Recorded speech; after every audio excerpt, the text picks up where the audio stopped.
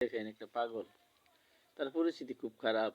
আল্লাহর বান্দা, যদি আমরা মুসলমান হয়ে থাকি, আল্লাহর বান্দা হয়ে থাকি, মানুষকে দয়া করব। আল্লাহ নবী বলছেন, হাদিস শরীফে আছে, যে মানুষকে দয়া করে না সে আল্লাহ পাক তাকে দয়া করবেন না।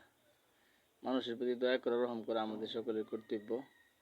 এই জন্য সকলেই পাগলদের উপর দয়া এহসান করবেন, সাহায্য সহযোগিতা করবেন। যে একটা পাগল এখানে পড়ে আছে, কি অবস্থা পরিস্থিতি, খাবার নাই, ঘুম নাই, গোসল নাই, পাগলামি করে, চুপচাপ বেড়ে থাকে। কই তার ঠিকানা, কই তার বাড়িঘর, কই জায়গা জমি, কিচ্ছুই তো খোঁজখবর নাই।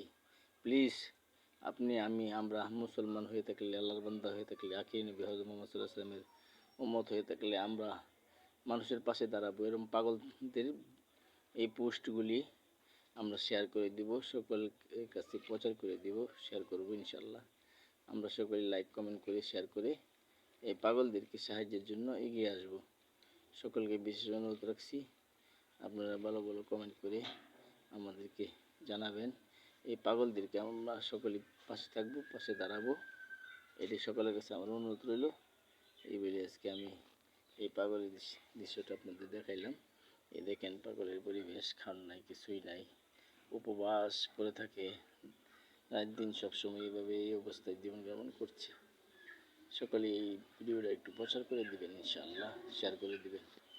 আসসালামু আলাইকুম।